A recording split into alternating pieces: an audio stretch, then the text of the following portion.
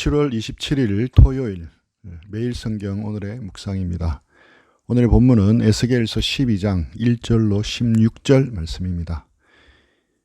에스겔서 8장에서 11장까지는 연속적인 여러 환상들을 통해 예루살렘에 대한 하나님의 심판의 모습을 보여주십니다.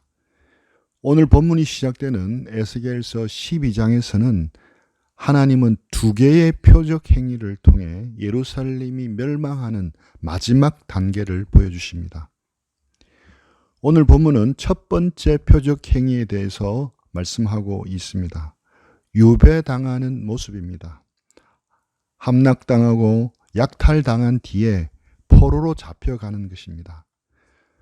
오늘 본문 1절부터 7절은 표적 행위를 통한 선포이고 8절부터 16절까지는 그 표적 행위가 무엇을 의미하는지를 설명하고 있습니다.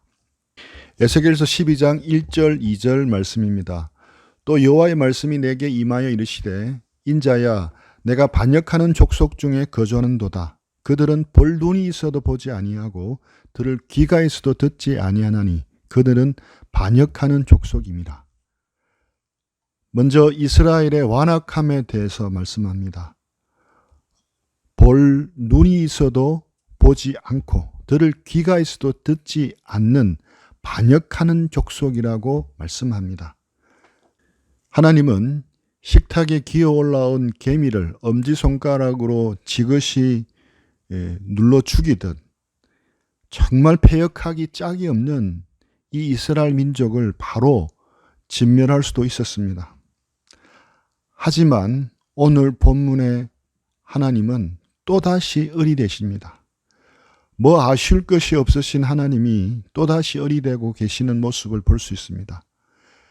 저토록 패역한 이스라엘 백성인데 또 말해도 듣지 않을 텐데 그래도 또다시 돌아서라고 하나님은 말씀을 전하고 계신 것입니다. 아무리 말로 해도 듣지 않으니까 특별한 방법으로 그들에게 메시지를 전하고 있습니다. 특정한 행동을 하게 해서 메시지를 전하는 표적 행위를 통해서 말씀합니다. 에스겔서 12장 3절 인자야 너는 포로의 행장을 꾸리고 낮에 그들의 목전에서 끌려가라.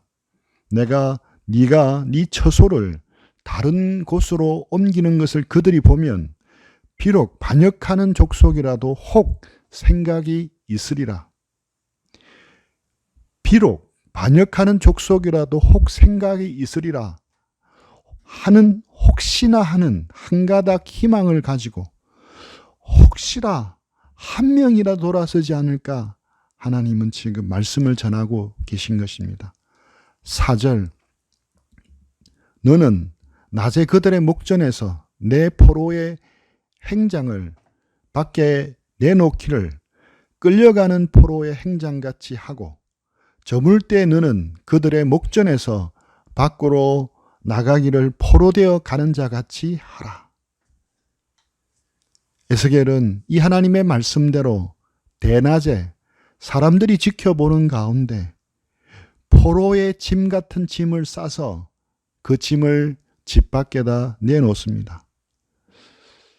청년 제사장 에스겔이 갑자기 웬일일까 무슨 일일까 궁금하게 만들어 사람들의 관심을 끌게 만들기 위한 것입니다.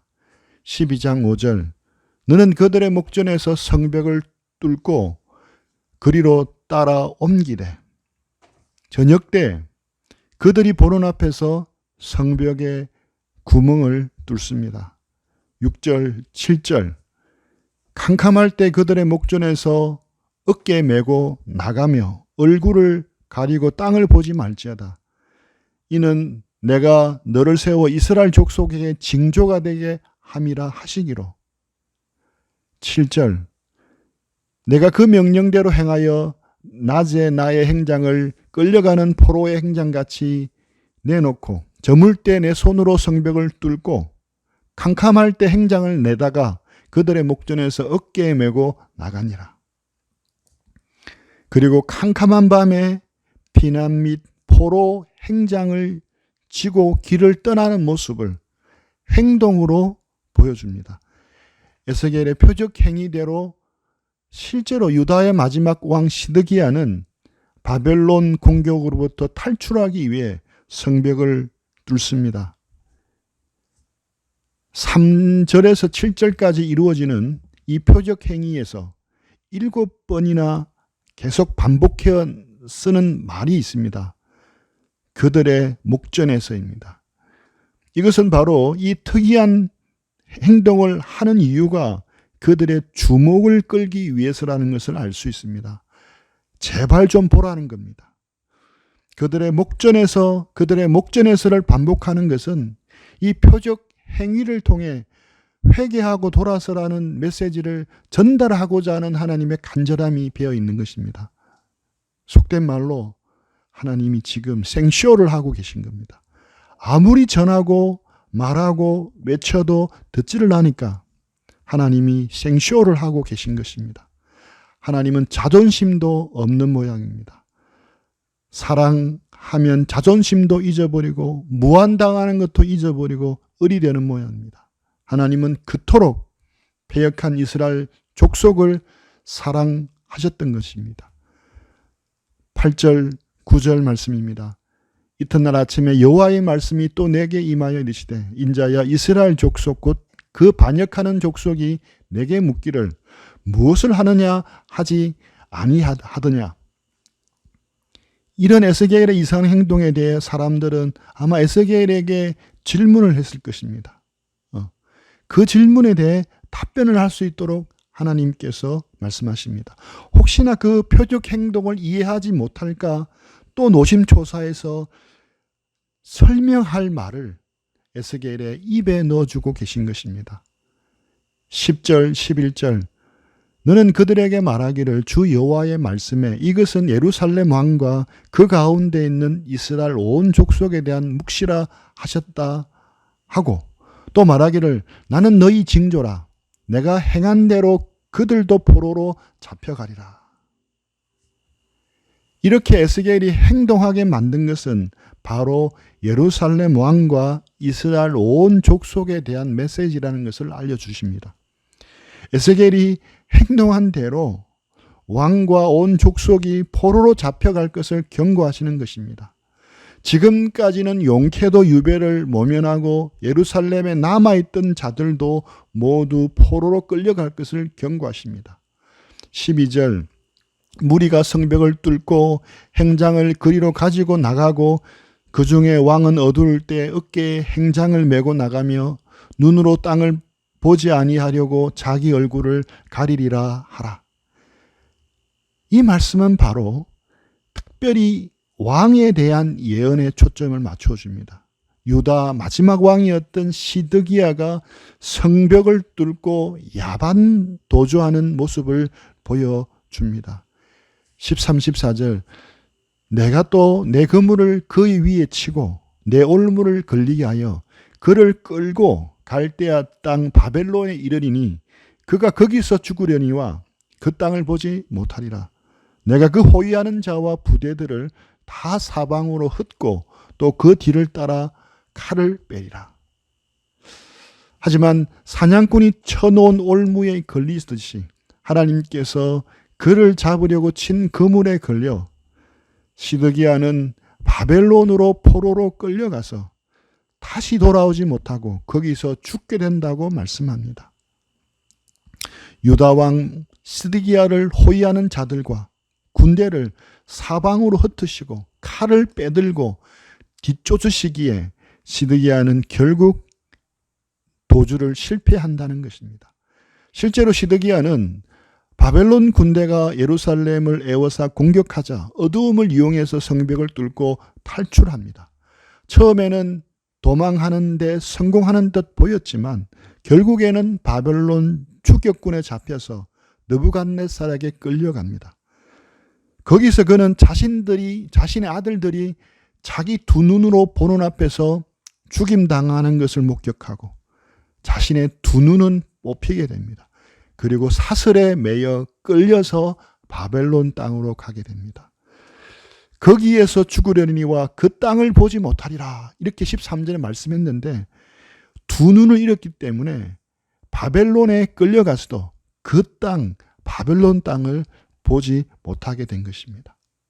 15, 16절 내가 그들을 이방인 가운데 흩으며 여러 나라 가운데 해친 후에야 내가 여호와인 줄 그들이 알리라. 그러나 내가 그중 몇 사람을 남겨 칼과 기근과 전염병에서 벗어나게 하여 그들이 이르는 이방인 가운데에서 자기의 모든 가정한 일을 자백하게 하리니 내가 여호와인 줄을 그들이 알리라. 이런 혹독한 심판의 결과 사람들은 비로소 하나님을 알게 된다는 것입니다. 그리고 그들 중에 일부는 민족들 가운데 살아남게 되는데 이들을 통해서 우리 이스라엘 사람들의 멸망은 우상 숭배를 징벌하시는 하나님의 심판이었다고 그들에게 알려주게 된다는 말씀입니다. 에스겔이 예루살렘 환상을 본 지 얼마 되지 않아서 이 말씀이 에스겔에게 임하였다면 이제 불과 몇 년 뒤에 자신의 표적 행위대로 그대로 이루어질 사건을 말하고 있습니다. 그래서 하나님은 지금 다급하신 겁니다. 일말의 희망을 안고 하나님이 하실 수 있는 모든 것을 그 시간 전에 하신 것입니다. 눈이 있어도 보지 못하고 귀가 있어도 듣지 않는 패역한 백성에게 온몸으로 말씀하고 계신 것입니다. 그들이 보면 비록 반역하는 족속이라도 혹 생각이 있으리라. 혹 한 사람이라도 돌이킬까 하는 하나님의 간절하고 애틋한 마음이 보입니다. 그때 그 하나님은 지금도 동일하십니다. 베드로후서 3장 9절 주의 약속은 어떤 이들이 더디다고 생각하는 같이 더딘 것이 아니라 오직 주께서는 너희를 대하여 오래 참으사 아무도 멸망하지 않고 다 회개하기에 이르기를 원하시느니라. 지금도 재림에 대한 약속을 미루시는 것은 아무도 멸망치 않고 다 회개하는 데 이르기를 원하는 하나님의 마음 때문입니다. 우리에게도 이런 마음이 있습니까? 잃어버린 영혼들에 대한 이런 하나님의 마음이 있습니까? 전도는 분명 미련한 것입니다. 하지만 하나님은 그 전도를 통해서 사람들을 구원하기를 기뻐하십니다. 오늘도 100분의 1 가능성, 1000분의 1 가능성이 있다 하더라도 그것을 믿고 우리는 주님을 전해야 하지 않겠습니까? 지금 이 시대야말로 말로도 전해야 하지만 에스겔이 표적 행동을 보여준 것처럼 우리의 정직하고 선하고 바르고 구별된 가치관이 배어있는 삶을 통해서 삶으로도 보여주어야 할 것입니다. 기도하겠습니다. 하나님 아버지, 패역한 이스라엘 족속을 향해서도 포기하지 않고 끊임없이 구애하시는 그 간절한 하나님 아버지의 마음을 저희에게도 부어 주시옵소서. 신랄 같은 희망이 있더라도 포기하지 않고 거듭거듭 말씀하시고 초청하시는 하나님의 마음을 저희가 기억하게 도와주옵소서. 우리도 예수님 없이 영원한 멸망의 형벌을 향해 치닫고 있는 사람들을 향해서 그 마음으로 그들을 대할 수 있도록 도와주옵소서. 말로도 전하게 하시고 믿지 않는 자와 다른 가치관을 통해서 바르고 선하게 살아가는 우리의 삶을 통해서도 주님을 전할 수 있도록 저희에게 은혜를 부어 주시옵기를 소원합니다. 그런 우리 수원팀 되도록 은혜를 부어 주시옵기를 원합니다. 예수님의 이름으로 기도합니다. 아멘.